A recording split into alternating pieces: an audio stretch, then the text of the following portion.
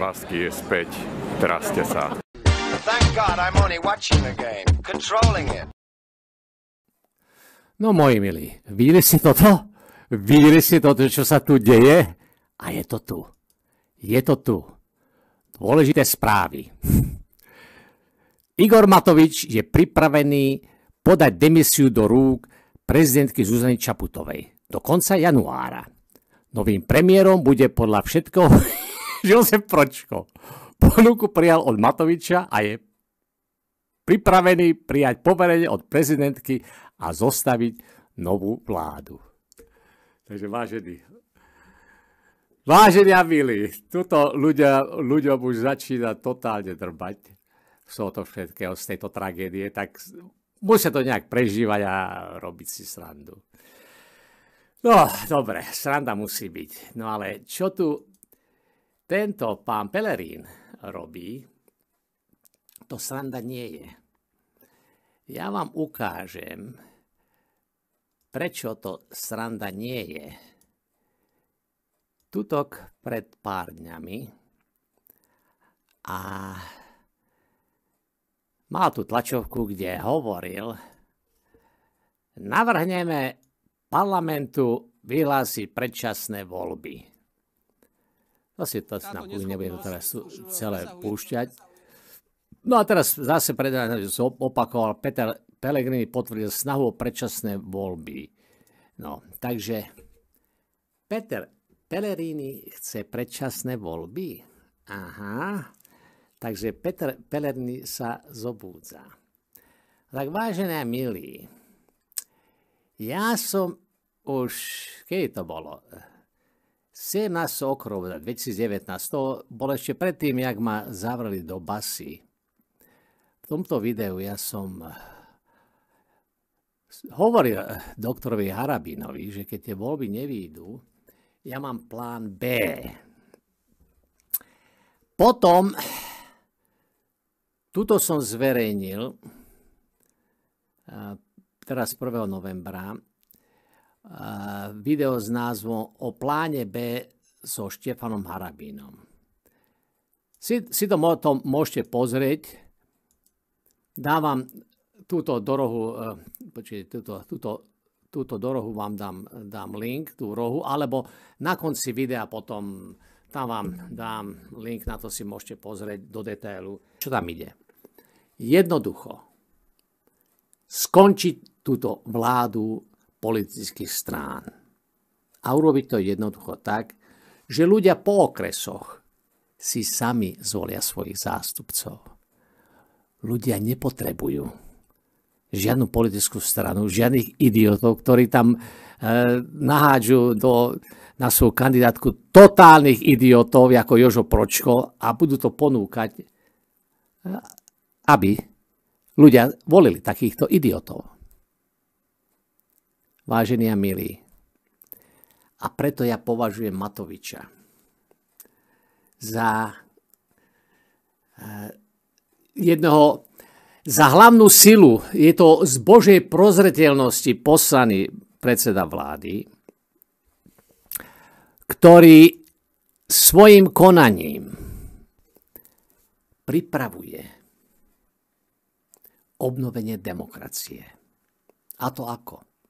No tak Matovič s tým, čo on tu robí, vytvára konsenzus na likvidáciu systému, kde vládnu politické strany, pretože ľudia si budú vyberať svojich zástupcov sami.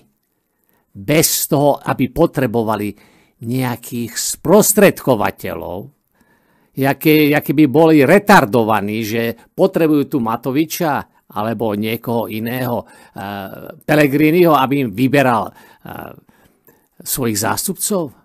Ľudia nie sú retardovaní. Ľudia si vyberú vlastných zástupcov sami.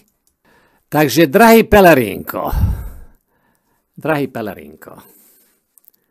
chceš mať predčasné voľby? Budeš ich mať. Ale nie za účelom, aby si ty tu zase vládol, jak tuto už, pozrite sa, čo tuto už sa tu aj debatuje. Pozrite, už je tu debata. Fico si vie predstaviť rokovanie s Pellegrinim po prípadných predčasných voľbách.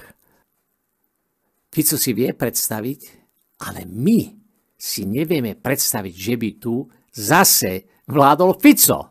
A to je ten celý problém.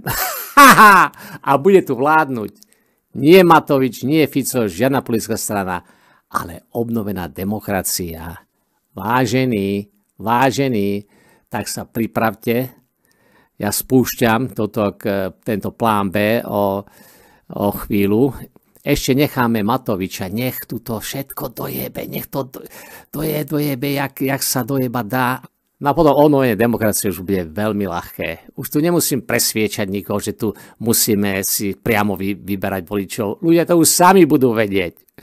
Proste čo robí Matovič pre obnovenie demokracie, že ja keby som toto mal proste robiť nejakú kampaň, že ideme obnoviť demokraciu a toto a proste vytvárať celonárodný konsenzus, aby sa priamo vyberali zástupcovia a nie sprostredkovaní z politickej strany, no ja by som potreboval milióny na to. Ja by som musel založiť nejakú mimovládnu organizáciu, tam by som musel po všetkých, po celom Slovensku posielať ľudí, aby tam proste vysvetľovali. Tu nie je niečo vysvetľovať. Ľudia už to chápu. Tu je celonárodný konsenzus už vytvorený. 95% ľudí už nechce vládu žiadnej politickej strany. A teraz prichádza môj čas. Na toto som čakal. Na toto sme my všetci čakali, ktorí si vážia slobodu viac ako život. Už nikdy viac politické strany končia. Takže, Matovičko, ty si tu ešte si tu len pekne hovej. Matovičko, testovač. Týždeň čo týždeň masívne plošné testovanie. No, áno, ešte tu len rob, čo robíš, pretože to je na nezaplatenie. Toto nám tak krásne teraz vytvára celonárodný konsenzus, že my len sediť, pozerať a nehať Matoviča tu všetko dojebať. Prosto sme tú krajinu obrátili hore nohami. Dzurinda všetko postavil hore nohami. Prosto sme tú krajinu obrátili hore nohami. A Matovič to všetko teraz dorazí. No a teraz prichádza náš čas na obnovenie demokracie.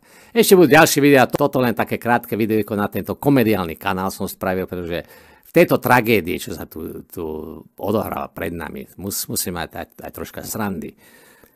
Takže vážení, pripásajme sa k sedadlu, lebo toto bude jazda smrti. Sa vám zabije na všetkých, spomal!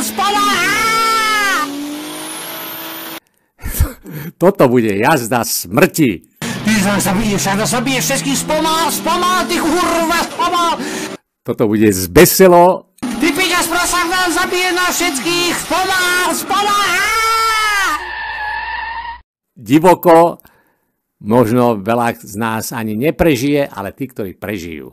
Tí, ktorí to prežijú, sa dočkajú nebeského kráľovstva na zemi. Takže tak. Thank God I'm only watching the game, controlling it. Ja som povedal jednu vec a na to trvám a budem to stále opakovať. Neverím Matovičovi, pretože jeho boj za spravodlivosť v úvodzovkách je príšerne selektívna. Keď sa hovorilo o Lučanskom, tak sa hovorilo maximálne, že teoreticky tí podvodníci alebo tí tzv. Usvedčujúci, spolupracujúci svedkovia, že mohol získať až možno 500 000 eur. Ale máme tu nejakého človeka, ktorý nad všetku pochybnosť pre troška súdnych ľudí ukradol 10 miliónov. Volá sa Malchárek, Bubeníková, Mikloš, Dzurinda. Ľudia, ktorí dneska nám dávajú knížací rady. Ľudia, ktorí vystupujú v médiách. Ľudia, o ktorých jednoducho Mikloš je tu na pomaly guru a teraz hovorí, ako čo sa má diať. Je to neslychané. Týmto ľuďom sa ani vlas na hlave neskrivil. Áno, môžete povedať, že bol chytený Haščák. Ale za čo bol chytený? Za čo bol zavretý? No len a len za to, že kúpil si v podstate za marginalitu na okrajovú vec, kúpil si nezákonné poriadený teda audiozáznam za kúpu od Arpáša, od teda človeka, ktorý bol šéf sekcie na Siske. Čiže úplne nie za tie miliardové a miliónové rozkrádačky, ale za to, že si kúpil nejaký utajovaný materiál od človeka, nemal na to nárok, trestné to bolo, tento to predával trestné, čiže nič. Za niečo, čo sa možno pár mesiacov bude v vyšetrovačke, potom ho pustia, potom mu dajú nejakú podmienku a ešte mu dá štát odškodné. To je úplne absurdné. A ešte raz poviem, ja som to povedal, tí ľudia to vôbec nechápu. Prečo je pre mňa absolútne neslychané, absolútne falošné. Zločinec, podvodník a zlodej nemôže byť bojovníkom proti korupcii. Matovič kradol tak nekonečne primitívne, ako tí fakturanti v raných 90. Vtedy si zobrali fakturanti tovar, vystavili faktúru, nezaplatili. On kradol rovnako. On prišiel a povedal, že 600 km denne, v soboty, nedele, piatky, sviatky, štedrý večer, všetko s mamičkou na Fábii robí a toto si dal do nákladov. Ja viem, povedzte, že banalita, ale tá primitívnosť tej lži, tej krádeže bola tak neslýchaná, že ja nemám slov, to je to nič sofistik, žiadne karusely, žiadne nejaké, on kradol bagrom, palicou, to bolo niečo neskutočné. Tento človek urobil ďalší mega podvod pri prepise firmy na Vandáka, na svojho bieleho koňa. Všetko bolo zdokumentované. On bol trestne stíhaný a Mikloš bol ten človek, minister financií, ktorý v čase 10-12, kedy bol to stíhanie ešte možné, tak mu to zahladil, prestal. Dneska je to premlčané. Takže áno, ešte raz, Nicholson povedal, aj Sulíkovi, aj Matovičovi som dal celý prepis Gorily. Dokonca presne ako to bolo. Našiel sa blog Sulíkov, boli v Maďarsku, dal im to, všetko im vysvetlil. Oni išli a čítali si všetko o tých veciach. Ako sa vyplácalo, kto sa vyplácal. Toto všetko vedel Matovič. Slovo krivé nepovedal na Mikloša. Slovo krivé. Držal hubu a krok a protiváha bola to, že prestali trestne stíhať ho a v podstate zahladili tu jeho vec a potom to už bolo premlčané. Jednoducho, tento človek, ktorý takúto zbojstvo, áno, Radičová vláda bola vláda goril, pretože Dzurinda a Mikloš boli súčasťou tejto vlády, tak tento človek dneska bojuje proti korupcii, pre Boha. Však najväčšie zločiny sa diali vtedy, keď on to kryl. To je neskutočné. 2 až 2,6 bolo najväčšie rozkrádačky, kedy strategické podniky. Tuším, že dneska už to aj niekde bolo publikované, ale v osobných rozhovoroch lídri alebo líder jednej z pravicových koaličných strán povedal, že predaj elektrárny bol najväčší zločin, ekonomický zločin. A oni boli s týmito zločincami vo vláde a držali to. Čiže pre Boha, kto im ešte môže uveriť? Áno, chápem, nie všetci to viete. Nie všetci ste to sledovali. Nie všetci máte takú pamäť. Nedá sa im absolútne veriť. A ešte posledná vec, ktorú zase moja slovná pamäť mi hovorí, keď tak strašne tlačili Čenteša v roku 11, alebo ešte 10 za generálneho prokurátora, tak vtedy freudovské krásne prerieknutie bolo, kedy povedala Žitňanská, že chceme, aby stíhal kauzy opozície. Pozor, opozície, ešte raz opozície. Nie všetky kauzy. Presne o to ide. Teraz je presne to, že sú brutálne selektivity. Tí najväčší zločinci sa smejú. Sú úplne v kľude, sú úplne v pokoji. Radovo 20 krát toľko ukradol zdokumentované Malchárek, ako teoreticky sú bonzi na tohto. A on sa smeje. On si žije úplne v pohode. A vie, že je beztrestný. Dobre, môžete mi namietnúť, že to, čo som aj vám povedal a čo väčšina ľudí nevie, že vlastne Absolútne škandalózne rozhodnutie súdu spôsobilo, že je nemožné prijať v podstate gorilu ako súdny dôkaz. V poriadku. Nech to idú inak, nech si povedia, aké boli oficiálne príjmy Malcharka, aký jeho majetok, z koho si vybudoval tie autosalóny a tak ďalej. Nech idú pekne položku po položke. Jednoducho tam to kričí, ale neskutočné. Ak má niekto 10 miliónov, nie je také jednoduché to legalizovať. Nech ho chytajú za hocičím, lebo každý vie, že to je zlodej. Každý vie, nech idú do finančných týchto Mikloša, Dzurindu a tak ďalej. Nech ich hľadajú na hocičom. Nie!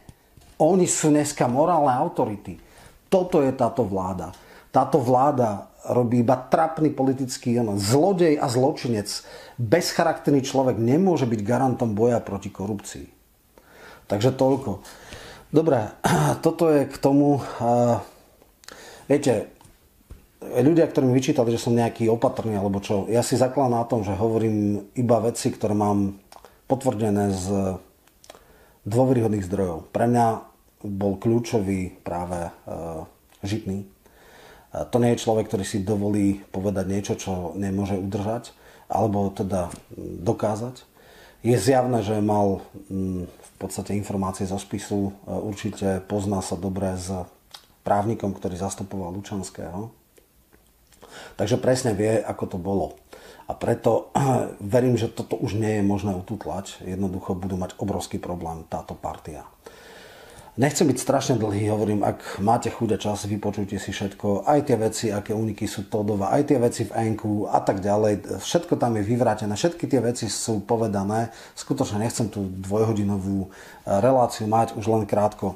Čo sa týka Mikasa, tak nebudem už ho dneska riešiť, ale na Facebooku som dal v podstate status, respektíve takú 6-minútový audiozáznam, teda videozáznam, kde som sa tomu povedal to, čo sa tam vtedy stalo, že jednoducho Šeliga povedal, že to bola že treba zmeniť tú vec, že nákazliví poslanci môžu chodiť do práce a ohrozovať zamestnancov, takže to teda bolo účelové. Tí sa nezastavia pred ničím. To je niečo neslýchané. Jediná věc je nezbytná pro triumf zla, aby dobří lidé nic nedělali. Edmund Berg. To im neprejde. Nesmie im to prejsť. Nesmie im to prejsť. Naozaj sme na prahu návratu 50. rokov. Ale len na nás, občanoch, či toto necháme, či toto pripustíme. Jednoducho, toto už skončí. Žiadna sranda, žiadne uštipačné poznámky. Toto už je naozaj vážne.